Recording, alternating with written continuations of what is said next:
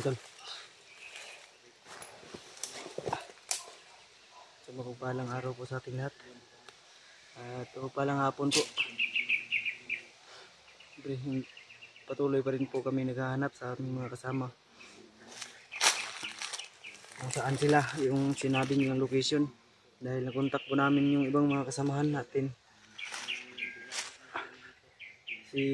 Sila Remark. Pasalamat kami dahil nakasignal kami kagabi. Nakontak namin sila tol, pero isang mabilis ang pag-uusap lang po dahil yung signal nga ay pawala-wala. Baga ay dala lang po ng hangin yung signal. Kaya naputol po yung pag-uusap namin. Pero okay naman, ang mas mahalaga doon sa pag-uusap namin, sa pinag-uusapan namin. Nalaman po namin kung saan sila ngayon. At laging pasalamat ko na ligtas sila. Sila Kuya Buds at Dave. Laking tuwa din namin at panatag kami. Dahil nagkita na daw sila tol. At ngayon, ang target namin o ang plano namin, proceed kami doon sa pinag-usapan namin na location kung saan kami magkita. Gaya ng dati tol. May sinabi silang location na doon kami magkita-kita. Pero hindi lang namin sure o hindi ko sure kung mararating namin doon na location na sinabi nila, kasi alam naman natin na napakaraming pinadala si Bagnot o pinakalat ng mga tauhan. Expected na natin tol na may masasagupa talaga kami ngayon. Pero ingat pa rin, gaya ng sabi ko sa kanila ni Mascaraboy at Julius. Gawa ng nangyari kagahapon ni Julius. Buti nakatakas daw siya nung mismong pagdating ni Julius ni Bagnot. Naging pasalamat ko rin na nakatakas si Julius. Dahil kung siya na mismo si Bagnot na mismo ang humawak sa kanya, tiyak na hindi na makakatakas si Julius. Nung mismong pagdating pala ni Bagnot, si Julius ay gumawa ng paraan para makatakas doon sa mga tauhan ni Bagnot. Kaya nung pagdating na mismo ni Bagnot ay nakatakas na po si Julius. Yan, may mga busis tayong naririnig. Mascaraboy, yun sa mga na Mascaraboy. Ano di daw? Magmasid ka daw, Mascaraboy. Yos, mong likod Yos ha. Alerto kaya punta Yos. Yun yung mga tingog ko. Sobrang sakit ang hapdi ng kamay ko tol, na sugatan. Ang daming pasa-pasa na maliliit sa aking katawan.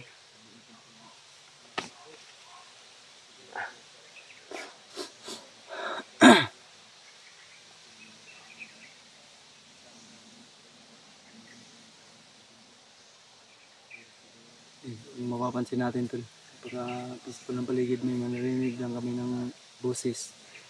Siguro dala ng hangin, pero ramdam ko na nasa malapit lang yung boses.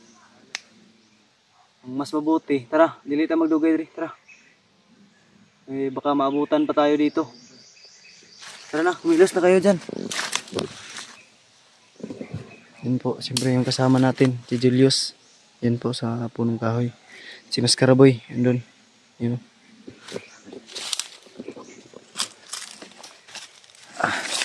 Siyempre nakapaka rin ako tol. Dahil yung bots ko na nilagay ko dito sa bag. Ang hirap kasi suotin. Kasi pag nasagi sa mga damo ay masayad. May busis ha. Huwag kayong kumpiyansa.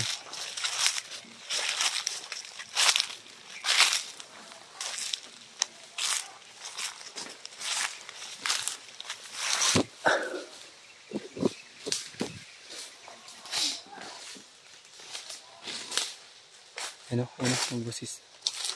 Masid nga kayo. May busis unahan. May busis unahan. Vloggers daw. Hindi ko narinig yun. Vlogger daw, vlogger. Talagang tayo ngayong pakay nila, hindi tayo daw palalabasin ng buhay. Na, kahapon news, muntik ka na ba? Muntik ka na talaga. Hindi ka talaga bubuhayin pag naabutan ka ni Bagnot. Oo nga. Kaya abutan na nga ni, may gani ni gukod si Bagnot sa tuwa. Si Bagnot ba kaya nabaling yung atensyon niya. Gumawa ako ng paraan na makatakas ako kaysa maabutan pa ako ng Bagnot. Oo. Abutin ganyan. Muntik ka na kahapon ba? Ano yung 100% lakas mo. Ang advantage natin, mabuti rin dumating si Maskaraboy. Ano yun, narinig mo yung mga sigawan kahapon? Narinig ko na may sumisigaw na tulong eh. Pag tingin ko, nakita kita at si Julius ay... Grabe, napakabilis ng pangyayari kahapon lagi. Oo nga, hindi nasama. Akala ko pag saringgil ko sa isang bandido, hindi ko alam kung meron pala nagtatago. Parang... Kaya yan yung ano natin yun. Nabali, lesson learn na natin yan ngayon. Sipatin muna natin bago tayo kumana. Bago natin kanain yung target natin. Sipatin nyo muna yung kamera ko. Masid muna tayo sa paligid. Hindi pwedeng padalos-dalos tayo. Ay, may rubber. Oo. Ano yan? Napakarami ngayon ah. Diyan banda tuloy. Tayo papalabasin nito. Doon banda. Paggawa tayo ng paraan na makita natin yung mga kasama natin para sa... Hindi, naunta ko na sila Kuya Bads at si Remark. Nagkita-kita na si Kuya Bads at si Dib. Yun yung sabi niya.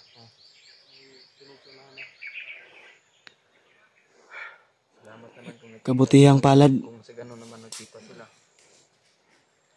Para hindi tayo mag-alala kay Dib. Hindi lang si Dib yung pinag-alala ko, yung buong kasama natin ba? Kung nasa ligtas ba sila? Diyan banda. Ramdaman natin na ganun pala. Diyan banda na side Diyos, yung monitor mo dyan. Ako dito naman. Maskaraboy, asa na yun? Dito rin tayong kumpiyansa.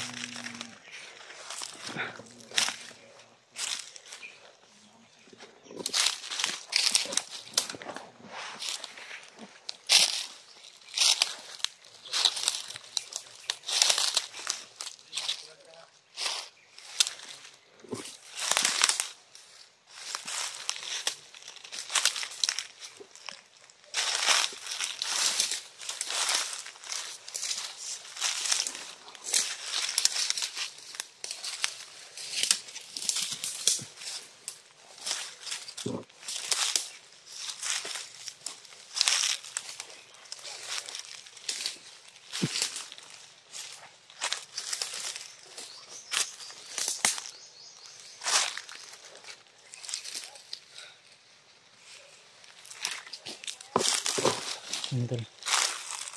Kasi doon kami doon sa sinasabing sinend nila Kuya Bads na location.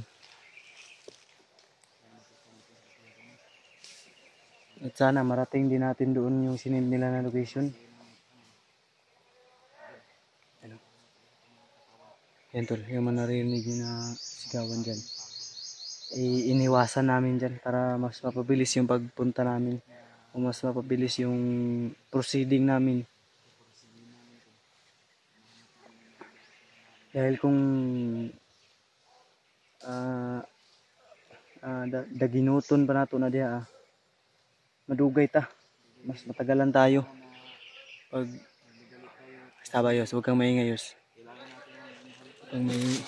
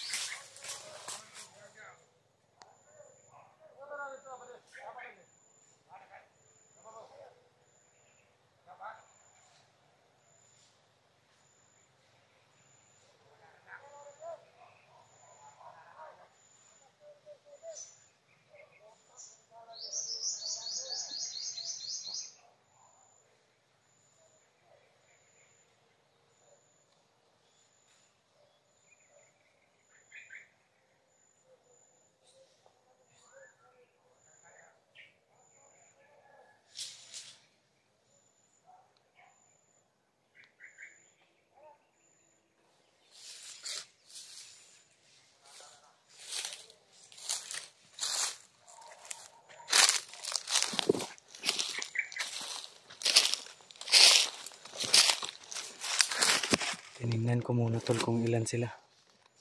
Dalawa lang. Mas mabuti nang nakasigurado tayo. Dahil gaya ng nangyari kay Julius.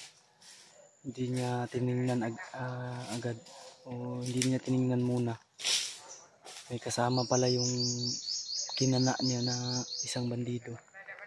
Kaya yung nangyari sa kanya kahapon ay parang nahulog siya sa patibong. Mas mabuti sipatin muna bago kanain. Yung gawin mo Yus, pag meron ka makikita, ang gawin mo, sipatin mo muna. O magmasid ka muna ba kung ilan sila. Ganyan ang ginawa ko ngayon. Tinignan ko muna kung ilan sila. Mukhang dalawa lang yan. Sa nakikita ko dalawa lang yan. Pero huwag pa rin tayo pakumpiyansa. Baka may mga kasama yan. Pag yung sumigaw na yan, tiyak mabubulabog. Kaya kung maaari, hindi natin gamitan sila ng putok. Kilin natin to. Silent moves.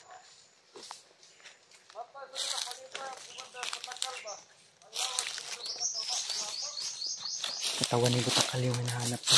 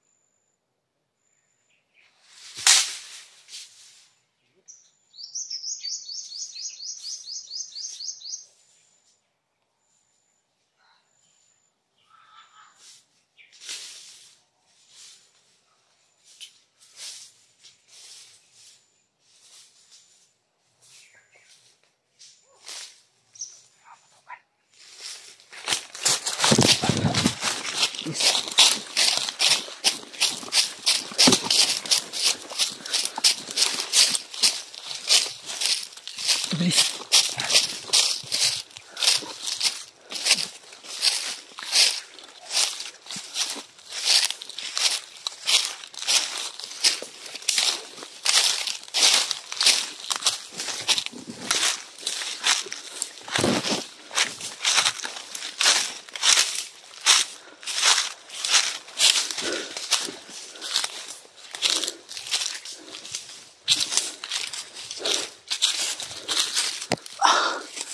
Nakikita na yung tindahan dito. Yung tindahan ba? Yan. Tindahan. Kita natin dyan. Yan, may tindahan. Bahay. Tindahan yan. Tindahan. Yan yung sinasabi ni Dave na bilihan nila. Wala na rin kayong pagkain, Yus? Ha? Ha? May pagkain ka pa? Wala na. May dalang biskuit lang ako dito. Ikaw, Mas Karaboy. Wala na ko. Mga kalami yung sikmura ko ah. Tara, ngayon ito. Magkuhan rin. Okay. Kani, pamilyar na akong area nga iyang gisin. Doon na ta.